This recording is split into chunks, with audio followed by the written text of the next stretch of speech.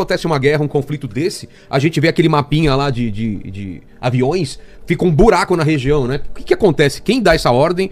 O cara tá no meio do voo, de repente tem que desviar. Como que acontece isso? Você tá num voo, ninguém sabe que vai acontecer uma guerra, de repente eu ia falar o motorista, o piloto recebe um aviso tipo, sai daí, cara, você tá numa rota de míssil, como que é?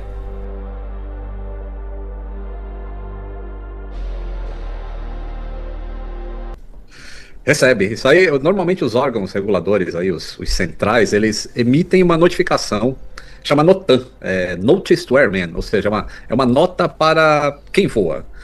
E essa nota, ela indica possíveis problemas durante a rota. Então o NOTAM existe todo dia. O NOTAM serve para falar de um aeroporto no meio do caminho entre Brasil e, sei lá, Estados Unidos, tem um aeroporto que poderia servir de alternativa para um avião, só que aquele aeroporto está fechado por algum motivo. Então isso aparece no NOTAM, para todos os pilotos ficarem informados do que tem na rota dele.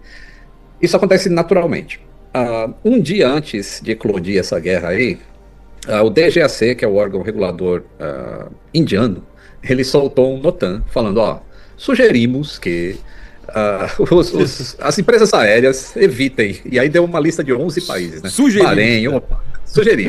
Bahrein, Oman, o Emirados Árabes, Arábia Saudita, toda aquela área lá, e falou, é isso aí. Iraque. Aí no dia seguinte, Iraque, aí estourou a guerra. E aí, alguns voos, por exemplo, aqui do Brasil, tem voo que sai de madrugada. O voo da Emirates, por exemplo, que vai para Dubai, ele sai de madrugada, ele já tinha decolado, já estava indo embora. Quando chegou lá em cima da Guiné Equatorial, lá no continente africano, os pilotos hoje, a comunicação ela é via satélite, né? Então o avião tem impressora, então sai um documento lá falando, tá fechado o espaço aéreo ali na área que teve a guerra. E aí nessa hora o piloto vai tomar as decisões que ele tem que tomar. Falou, bom, eu tô cheio de brasileiro aqui, cheio de gente que saiu do Brasil. Eu tenho combustível suficiente para voltar para o Brasil. Se eu não tiver, eu vou para a Europa, que é mais perto. No caso ele tinha, ele falou, então vou voltar para o Brasil, porque todo mundo saiu daqui, saiu de lá, então todo mundo está com a documentação em dia. O procedimento é, se der, volta para o local de origem. Melhor para o local de origem, porque não é uma emergência, não é uma urgência, tá? Então ele volta para o local de origem. Porque digamos que ele fosse para um país em que tivessem alguns cidadãos dentro do avião que não tivesse documentação necessária para entrar no país onde ele pousa. Então isso ia criar um problema de imigração gigantesco. Então o ideal sempre é voltar para sua origem. Se esse conteúdo está te ajudando, você pode apoiar o canal de forma simples. Os livros recomendados estão na descrição. Comprando por lá, você ajuda diretamente esse projeto e ainda aprofunda seu conhecimento. Aproveita também para se inscrever e não perder os próximos vídeos. Então, isso acontece. Diga. O Luciano colocou aí um mapa, né? Só representando em um momento. Olha que estranho que fica, né, Marcílio e Fernanda? Fica um buraco. Então, isso daí sai do NOTAM, né, qual as regiões que devem ser evitadas, e são a gente chama de FIR, né, que são essas zonas de controle de tráfego aéreo. Então, na hora de sair o plano de voo já considera essas notas que são emitidas. Então, o avião já vai sair por uma rota que ele vai evitar esse espaço aéreo de qualquer maneira, e aí fica esse buracão aí no meio. Inclusive os voos, que agora tá tudo fechado lá, né? Doha, Dubai, tá tudo fechado porque teve ataques nos aeroportos. Mas o voo que precisou sair de Doha e vinha para o Brasil, já estava fechado o espaço aéreo ali por cima. Então ele veio por baixo, veio pela África Central e conseguiu chegar no Brasil. Já tinha começado a guerra, mas ele veio por outro lugar, o avião. E agora, quem tem passagens compradas ou pretende ir nos próximos dias, semanas ou meses? Por exemplo, eu tô para ir para a China em abril e a princípio era em Doha a parada. Como que faz? A galera tá vendendo normalmente as passagens? Não, porque é imprevisível o quanto vai durar essa guerra, né? A gente viu o Farinazo falando aí, é imprevisível o quanto vai durar. Então, tá sendo um prejuízo gigantesco para as empresas aéreas, cara.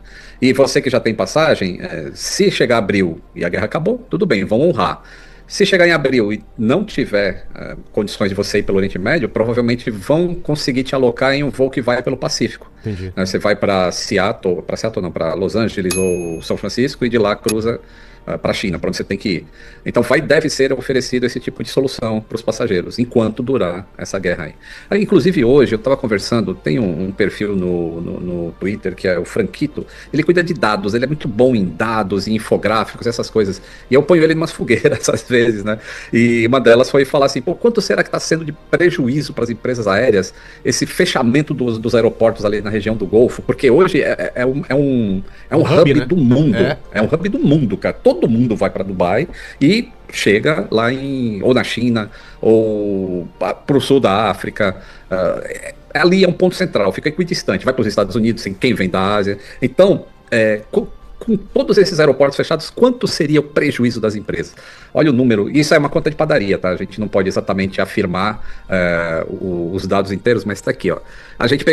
Eu peguei todas as estatísticas desses aeroportos, os últimos 7 dias antes de pararem de funcionar.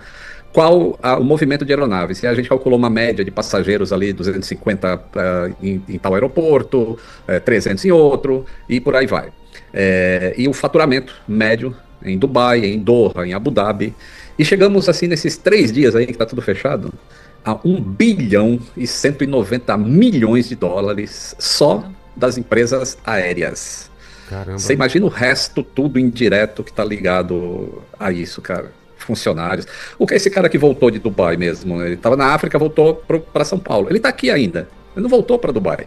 E a empresa aérea tem que arcar com todos esses... O hotel para os tripulantes, tem que arcar com os passageiros. É infernal o prejuízo, cara. Nem sei como dá para calcular isso. E, Lito, acho que talvez a própria consequência da guerra, né, que mexe muito com o preço do petróleo, deve aumentar mais ainda o preço dos combustíveis, que com certeza vai impactar mais ainda nas empresas de aviação, né? Sim, as empresas aéreas que não fazem o hedge, fuel hedge. O que é o fuel hedge? Você investe, você entra em contato com fornecedora de combustível e você investe um valor para ela manter... O áudio continua aí, né? Caiu do ouvido aqui. Continua. Tá.